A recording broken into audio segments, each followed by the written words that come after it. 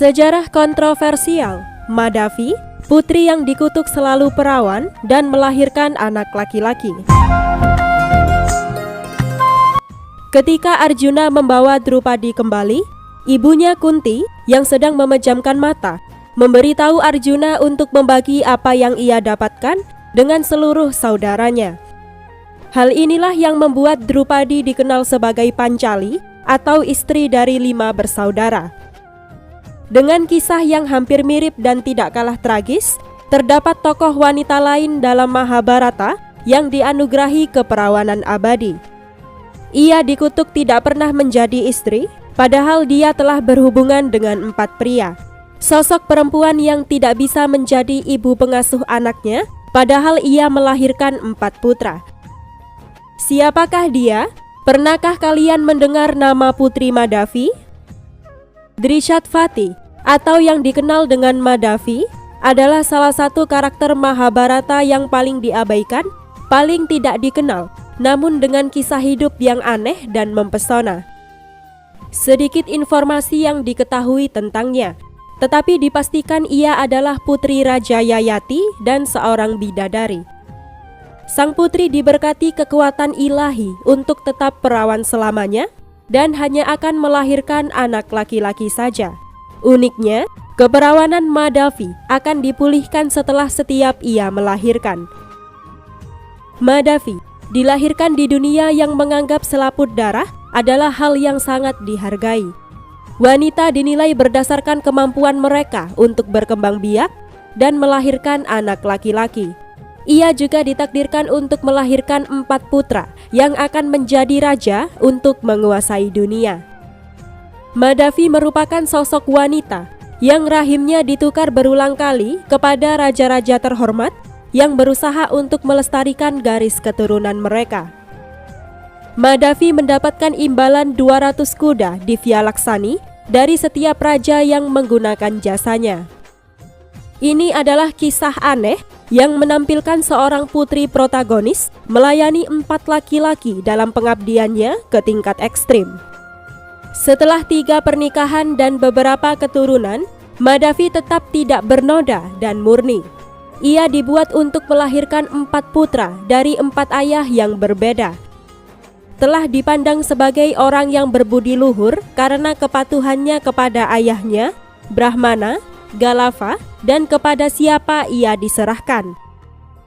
Sumber referensi kami ambil dari buku Bride of the Forest, The Untold Story of Yayati's Daughter, karya Mahadevan yang sangat saya rekomendasikan untuk dibaca.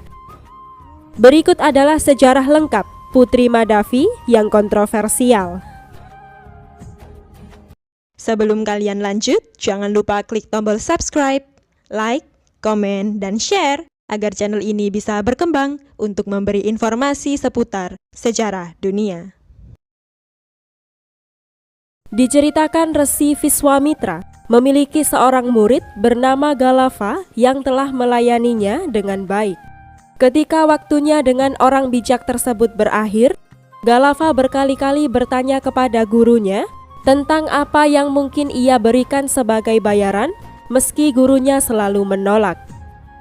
Demi memberi muridnya pelajaran, Viswamitra akhirnya berkata bahwa ia menginginkan 800 kuda tanpa cacat, masing-masing seputih bulan, dengan hanya 1 telinga hitam. Menyadari bahwa ini di luar jangkauannya, Galava mengembara di bumi dengan putus asa. Garuda menyuruhnya untuk pergi ke Yayati, seorang raja kaya raya dan dermawan. Tetapi Yayati tidak memiliki kuda yang dibutuhkan Galava, sementara di sisi lain, ia tidak ingin Brahmana yang membutuhkan bantuannya pulang dengan tangan kosong. Raja kemudian menawarkan Galava, putrinya yang cantik, telah dianugerahi keperawanan yang terus pulih dan selalu melahirkan anak laki-laki, yaitu Madhavi. Raja Yayati menyarankan agar Galava menikahkan putrinya dengan berbagai raja dan meminta imbalan kuda-kuda yang ia perlukan untuk melunasi hutangnya kepada gurunya. Madhavi mematuhi perintah ayahnya. Ia menjadi sosok putri penurut yang enggan membuat raja malu karena gagal membantu seorang Brahmana. Galava kemudian berangkat dengan Madavi dan membawanya pertama kali ke Raja Ayodhya, Raja Haryasva yang tidak memiliki anak. Sayangnya Raja Haryasva hanya memiliki 200 kuda putih dengan 1 telinga hitam. Masalahnya, ia sudah ditaklukkan oleh kecantikan Madavi dan kemampuannya untuk menghasilkan keturunan laki-laki. Raja Haryasva memohon Galava untuk membiarkan Madavi melahirkan seorang putra dengan imbalan 200 kudanya. Madavi kemudian menyarankan kepada Galava sebagai berikut. Aku diberkati oleh orang bijak dengan kemampuan khusus bahwa setiap kali setelah melahirkan, aku akan mendapatkan kembali keperawananku.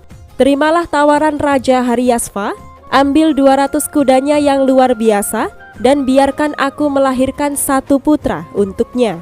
Setelah itu, kau boleh membawaku ke raja berikutnya dan raja lain dengan cara yang sama sampai kau mendapatkan semua 800 kuda. Sehingga dengan begitu, kau bisa terbebas dari hutangmu kepada gurumu. Madavi akhirnya melahirkan putranya dengan Raja Ayodhya bernama Vasumanasa. Ia kemudian tumbuh menjadi salah satu dermawan terkaya dan terbesar di antara semua raja. Madavi mendapatkan kembali kesuciannya. Kemudian Galava membawanya ke Divodasa, Raja Kasi. Madavi lalu memberinya seorang putra, Pratardana, yang di masa depan menjadi pahlawan terkenal. Ia mendapatkan kembali kesuciannya dan meninggalkan putra dengan ayahnya seperti putra sebelumnya.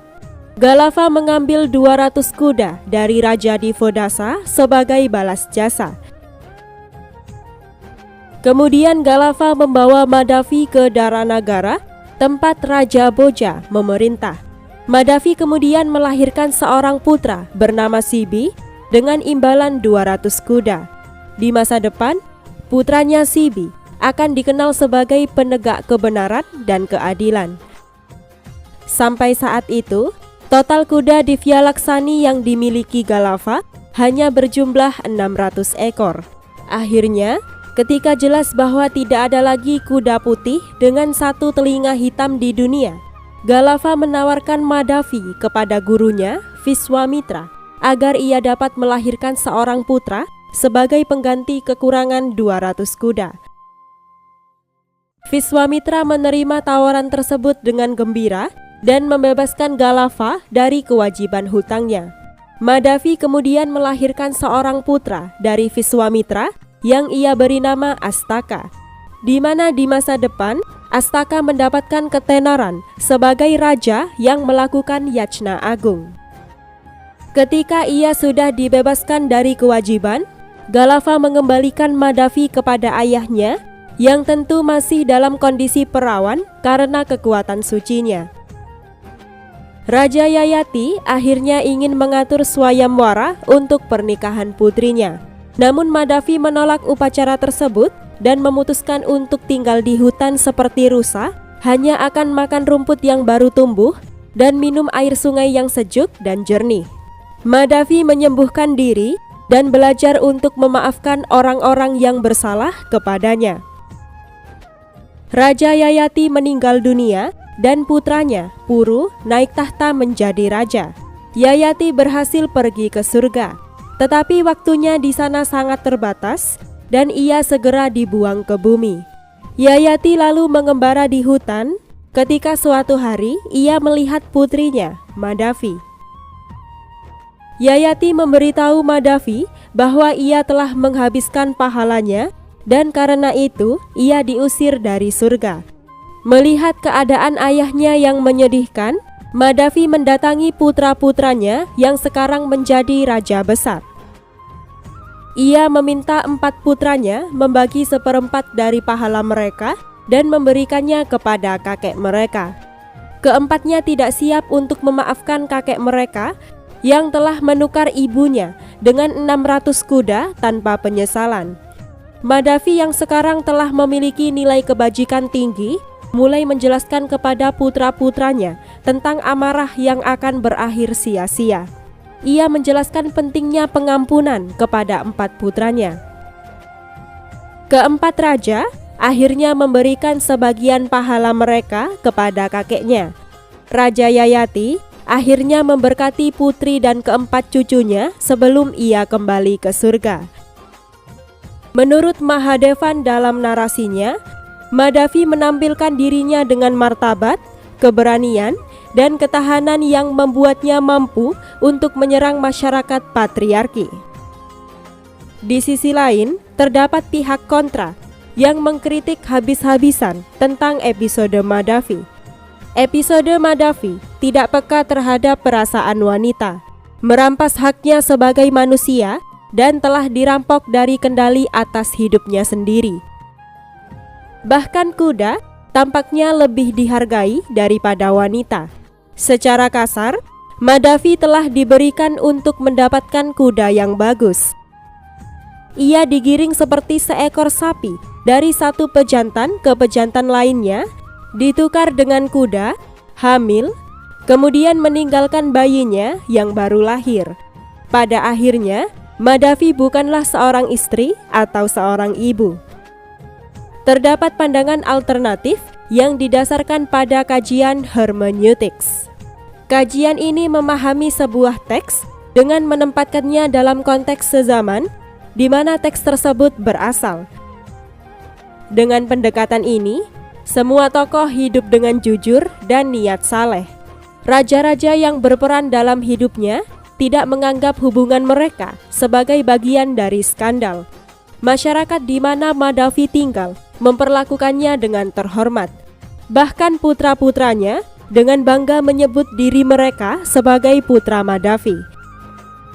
Menurut kalian, jika epos Mahabharata adalah kisah yang sungguhan terjadi, apakah memungkinkan jika sosok wanita seperti Madhavi hidup di dunia nyata?